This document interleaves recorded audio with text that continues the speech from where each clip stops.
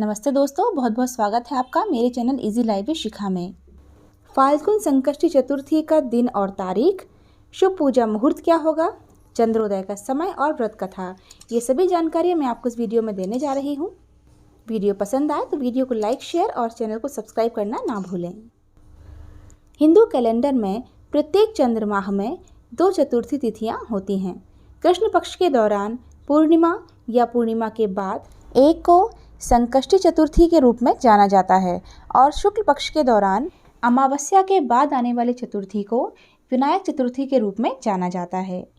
वैसे तो संकष्टी चतुर्थी का व्रत हर महीने किया जाता है, लेकिन सबसे महत्वपूर्ण संकष्टी चतुर्थी पूर्णिमांत के अनुसार माघ महीने में और अमावसंत के अनुसार पौष के महीने में आती है। यदि संकष्टी चतुर्थी मंगलवार को पड़ती है तो इसे अंगारकी चतुर्थी कहा जाता है और इसे अत्यधिक शुभ माना जाता है। संकष्टी चतुर्थी व्रत ज़्यादातर पश्चिमी और दक्षिणी भारत में, विशेष रूप से महाराष्ट्र और तमिलनाडु में मनाया जाता है। संकष्टी चतुर्थी का व्रत भगवान गणेश के भक्त सुबह से शाम तक रखते हैं। संकष्टी का अर्थ है संकट के समय संकट से मुक्ति, इसलिए मान्यता है कि संकष्टी चतुर्थी का व्रत रखने से भगवान गणेश प्रसन्न होते हैं। श्री गणेश जी बुद्धि के सर्वोच्च स्वामी, सभी बाधाओं के निवारक के प्रतीक हैं। इसलिए यह माना जाता है कि इस व्रत को करने से सभी बाधाओं से छुटकारा मिल जाता है। व्रत वाले दिन केवल फल, जड़ें, जो कि जमीन के नीचे का एक पौधे का हिस्सा होता है, और सब्जी उत्पादों का सेवन करना चाहिए। रात में चांद दिखने के बाद श्रद्धालु उपवास तोड़ते हैं और आहार ग्रहण करते हैं।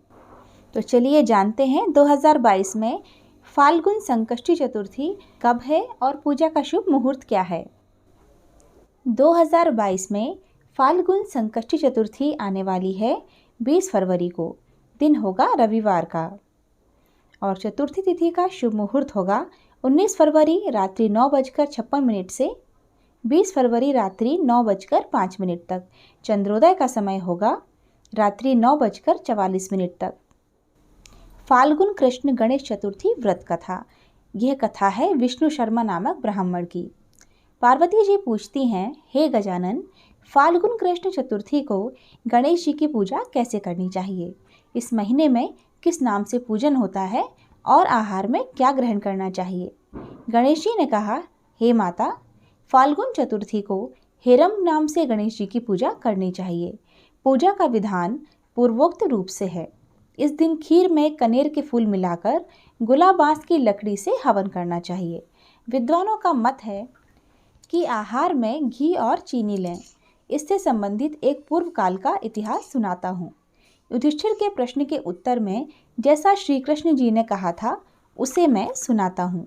श्री कृष्ण जी ने कहा, प्राचीन काल में युवनाश्व नामक एक राजा हुए थे। वे धर्मात्मा, उदार, दाता, देवताओं और ब्राह्मणों के पूजक थे। उस राजा के राज्य में विष्णु शर्मा नामक एक तपस्वी ब्राह्मण रहते थे। वे वेद वेदता एवं धर्मशास्त्रज्ञ थे। उनके 7 पुत्र हुए जो सभी धन धान्य से समृद्ध थे, परंतु पारस्परिक कलह के कारण सब अलग होकर रहने लगे। विष्णु शर्मा प्रत्येक पुत्र के घर में क्रमशः एक दिन भोजन करते थे। बहुत दिन बीतने के बाद वे बूढ़े होकर कमज़ोर हो गए। वृद्धता के कारण उनकी सभी बहुएं उनका अनादर करने लगी। वे तिरस्कृत होकर रोते रहते थे। एक समय की बात है कि विष्णु शर्मा गणेश चतुर्थी व्रत रहकर अपनी बड़ी पुत्र वधू के घर गए। उस ब्राह्मण ने कहा, हे बहुरानी, आज गणेश जी का व्रत है, तुम पूजन की सामग्री जुटा दो। गणेश जी प्रसन्न होकर प्रचुर धन देंगे। अपने ससुर की बात सुनकर बहू कर्कश स्वर में बोली, दादाजी, मुझे घर के कामों से ही फुर्सत नहीं है, फिर उन झमेलों में पड़ने का कहाँ अवकाश है। ससुर जी, आप हमेशा ही कोई ना कोई नाटक रचते हैं। आज गणेश जी का बहाना लेकर आ पहुँचे हैं। मैं ना तो गणेश जी को जानती हूँ और ना ही यह गणेश व्रत जानती हूँ। आप यहाँ से खिसकिए। इस प्रकार बहू की झिड़की सुनकर वह 6 बहू के घर में बारी बारी से गए, परंतु सभी ने वैसी ही बात कही। सभी जगहों से अपमानित होकर वह कृशकाय वृद्ध बहुत ही दुखी हुआ। इसके बाद वह छोटी बहू के घर जाकर बैठ गया। छोटी बहू बहुत ही धनहीन थी। वह संकोच में पड़कर कहने लगा, अरे बहुरानी, अब मैं कहाँ जाऊँ? 6 बहुओं ने फटकार दिया, तुम्हारे यहाँ तो व्रत सामग्री एकत्रित करने का कोई साधन नहीं दिख रहा है। मैं स्वयं बहुत वृद्ध हूँ। हे कल्याणी बहू, मैं बार बार सोचता हूँ कि इस व्रत में सिद्धि मिलेगी और सभी कष्टों का अंत होगा। अपने ससुर की बात सुनकर छोटी बहू कहने लगी, हे दादाजी, आप इतने दुखी क्यों हो रहे हैं? आप अपनी इच्छा के अनुसार व्रत कीजिए। मैं भी आपके साथ संकट नाशक व्रत को करूंगी। इससे हमारे दुखों का निवारण होगा। इतना कहकर छोटी बहू घर के बाहर जाकर भिक्षा मांग लाई। अपने और ससुर के लिए अलग अलग लड्डू बनाए। चंदन, फूल, धूप, अक्षत, फल, दीप, नैवेद्य और तांबूल की व्यवस्था करके उसने तथा ससुर ने अलग अलग श्री गणेश जी का पूजन किया। पूजन के बाद उसने ससुर को सम्मानपूर्वक भोजन कराया। भोजन के अभाव में स्वयं कुछ भी न खाकर निराहार रही। हे देवी, अर्धरात्रि के बाद उसके ससुर विष्णु शर्मा को कैदस्त होने लगे, जिससे उनके दोनों पैरों में छींटे पड़ गए। उसने ससुर के पैर धुलाकर शरीर पोंछा। वह शोक करने लगी कि मुझ हतभागिनी के कारण आपकी ऐसी दशा क्यों हुई है। हे दादाजी, रात को अब मैं कहाँ जाऊँ? मुझे आप कोई उपाय बतलाइए। रात भर विलाप करते रहने के कारण अनजाने में उसका जागरण भी हो गया और फिर सुबह हुई। छोटी बहू क्या देखती है कि उसके घर में हीरा मोती मणियों का ढेर पड़ा है, जिससे घर प्रकाशित हो रहा था। अब उसके ससुर का कैदस्त भी बंद हो चुका था। आश्चर्य में पड़कर वह अपने ससुर से पूछने लगी, यह क्या बात है?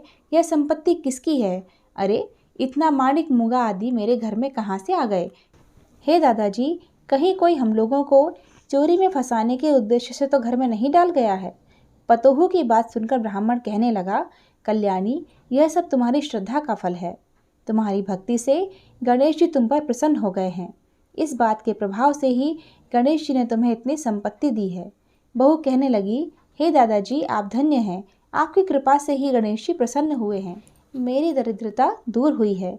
घर में अतुल संपत्ति आई और आपकी कृपा से मैं भी धन्य हुई। इस प्रकार वह ससुर से बार बार कहने लगी। अब छोटी बहू के घर में अपार संपत्ति देखकर अन्य सभी बहुओं के क्रोध की सीमा न रही। उन्होंने कहा कि बूढ़े ने उसे अपनी संपूर्ण संपत्ति दे दी है। बंधुओं के पारस्परिक कलह को देखकर विष्णु शर्मा डरकर कहने लगे कि इसमें मेरा कोई दोष नहीं है। केवल इस व्रत के प्रभाव से ही गणेश जी ने प्रसन्न होकर छोटी बहू को कुबेर जैसी संपत्ति प्रदान की है। हे बहुओं, मैंने पहले तुम्हारे घर जाकर व्रतानुष्ठान करने का अनुरोध किया था, परंतु तुम लोगों ने मुझे दुत्कार दिया। छोटी बहू ने भिक्षा मांगकर पूजन सामग्री जुटाई। इसके करने से गणेश जी ने प्रसन्न होकर संपत्ति प्रदान की है। गणेश जी कहते हैं कि हे गिरिजा कुमारी, उस ब्राह्मण के छहों पुत्र दरिद्र, रोगी और दुखी हो गए। केवल छोटा पुत्र ही इंद्र के समान वैभवशाली धनवान बन बैठा। वे छहों आपस में होड़ करते हुए फाल्गुन कृष्ण गणेश चतुर्थी का व्रत करने लगे। इस व्रत के करने से वह सब भी क्रमशः धनवान बनते गए। इसी प्रकार दूसरे लोग भी जो इस व्रत को करेंगे, उनका घर भी धन धान्य से भरा पूरा रहेगा। श्री कृष्ण जी कहते हैं, हे पुरुषोत्तम युधिष्ठिर, गणेश चतुर्थी व्रत के प्रभाव से राज्य की कामना करने वाले को राज्य की प्राप्ति होती है। इसलिए हे राजन, आप भी इस व्रत को शीघ्र ही कीजिए। फलस्वरूप आप कष्टों से छूटकर राज्य का सुखोपभोग करने लगेंगे। श्री कृष्ण जी के मुख से इस कथा को सुनकर युधिष्ठिर बहुत प्रसन्न हुए और व्रत करके गणेश जी की कृपा से अखंड राज्य के अधिकारी हुए। इति श्री फाल्गुन संकष्टी चतुर्थी व्रत कथा समाप्त। तो दोस्तों, आज का वीडियो यहीं ख़त्म होता है। अगर आपको मेरे द्वारा दी गई जानकारियाँ पसंद आई हों तो प्लीज़ वीडियो को लाइक और शेयर ज़रूर कीजिए और हमारे चैनल को सब्सक्राइब करना बिल्कुल मत भूलिए, ताकि मैं जब भी कोई नया वीडियो अपलोड करूं तो आपके पास नोटिफिकेशंस आ सकें। फिर मिलते हैं अगले वीडियो में, तब तक के लिए जय श्री गणेश।